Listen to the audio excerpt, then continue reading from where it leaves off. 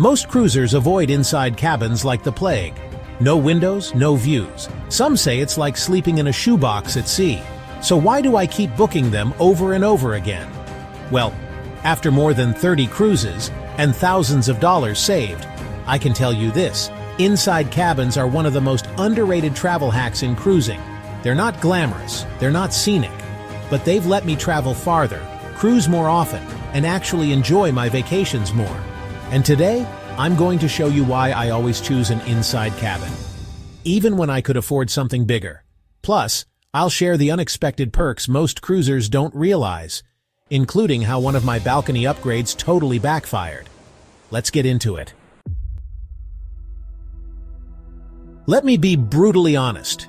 I wouldn't be able to cruise half as much if I didn't choose inside cabins. These rooms have saved me thousands of dollars, and I'm not exaggerating. While everyone else is overpaying for ocean views and balconies they barely use, I'm stretching my budget and going on twice as many cruises. One time, I compared two identical sailings. Same ship, same itinerary. The inside cabin, $900 cheaper. That's an entire Caribbean shore excursion package, flight upgrade, and drink package. All covered by what I didn't spend on a view I'd barely be in the room to see. And here's the real trick no one talks about. Book early, then reprice often. Cruise prices can drop weeks before departure, and if you haven't hit final payment, you can usually rebook at the lower rate. It's how I've saved hundreds of dollars mid-booking, sometimes without lifting a finger. Most people don't realize this, but inside cabins aren't a downgrade. They're a strategy. This might sound crazy, but inside cabins are actually some of the quietest places on the entire cruise ship. Yeah, the rooms people say are cramped and claustrophobic, they're also the only place where you can actually escape the noise. See, on one cruise, I stayed in a promenade view room, a window cabin that looked out over the ship's interior boardwalk. It sounded fun on paper, until midnight karaoke started echoing through the walls. Kids were screaming, glasses clinking, the hallway lights never dimmed. We barely slept. But the next cruise, I went back to my trusty inside cabin. No windows, no noise, no distractions, just pure silence and the darkest sleep I've had in years. And here's the trick. If you book an inside room that's sandwiched between other cabins, away from the theater, elevators, or nightclubs, it becomes your own personal sleep sanctuary. No footsteps above you, no bass thumping from the nightclub, just you, your pillow, and blackout-level silence. I didn't realize how much I valued peace until I finally got it. This might be the biggest surprise of all.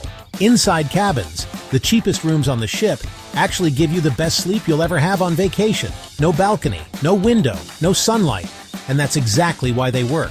One cruise, I stayed in a balcony cabin facing the ocean. Gorgeous view.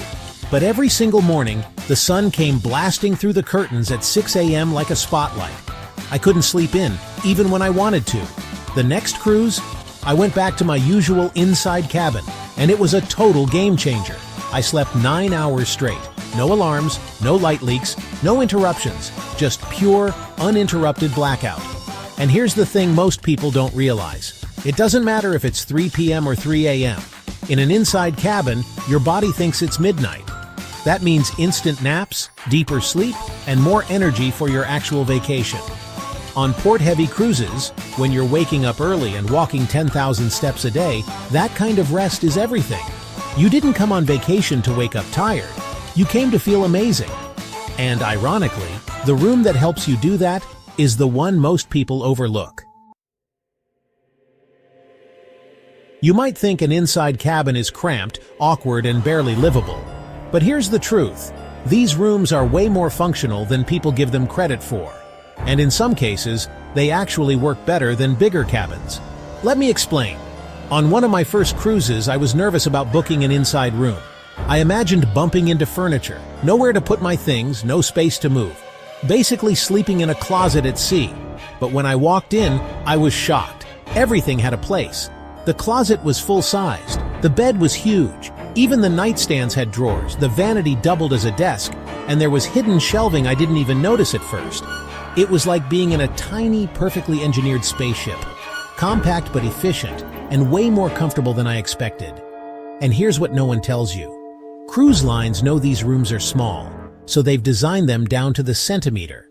You're not just getting a cheaper cabin, you're getting a space that's been optimized for actual travelers.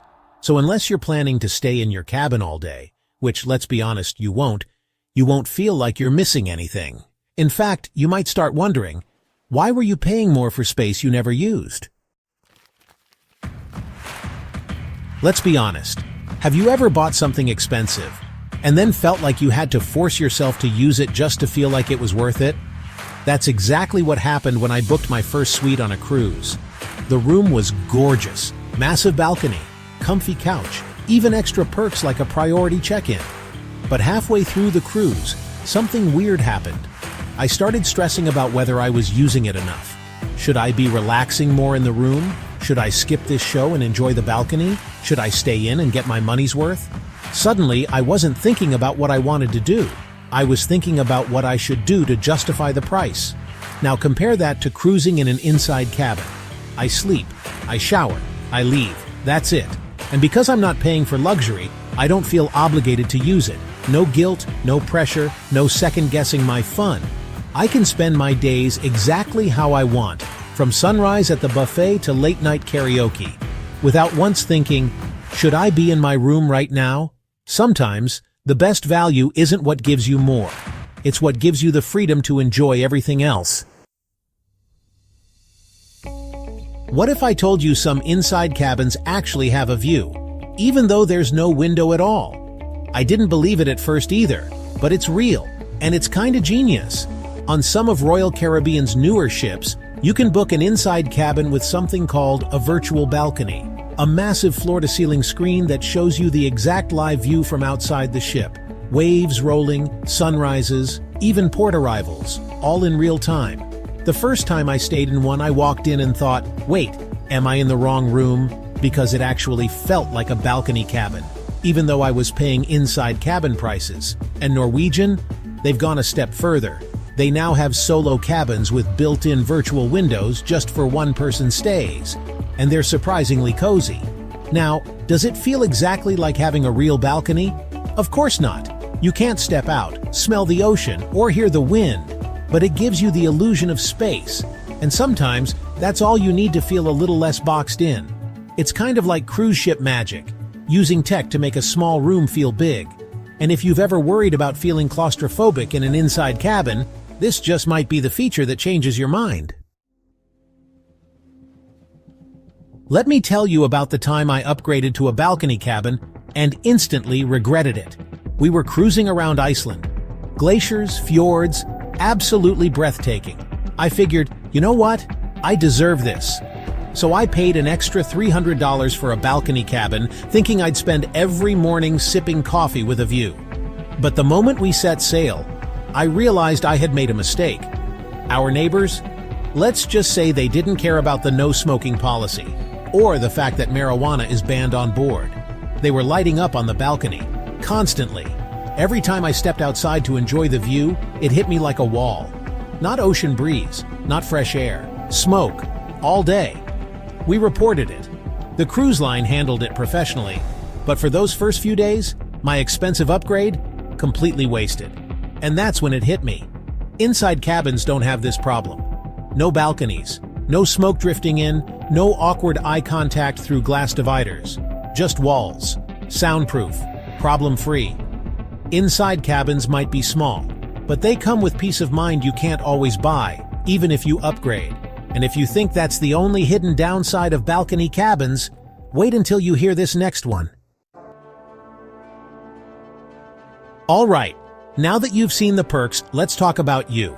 Because the real question isn't whether inside cabins are good. It's whether they're right for your cruise. So let me break it down. If you're cruising on a budget, and I mean really trying to stretch every dollar, this is the easiest win of your whole vacation. Skip the balcony, book the inside cabin, and use that extra cash for excursions, drinks, or even another cruise.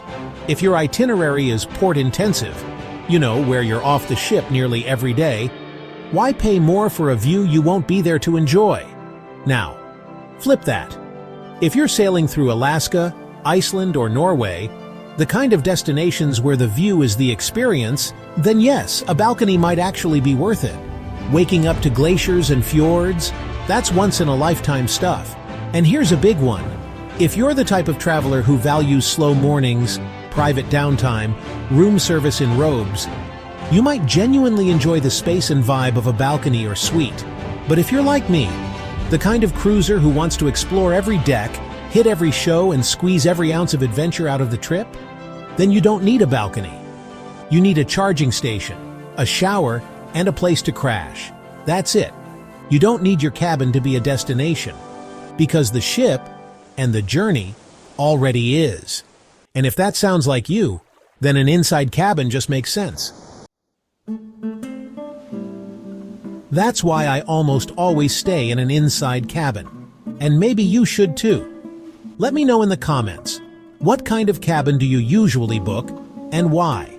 And if you enjoyed this video, don't forget to like, subscribe, and tap the bell, so you never miss a new tip from Cruise Blog. Thanks for watching, and happy cruising.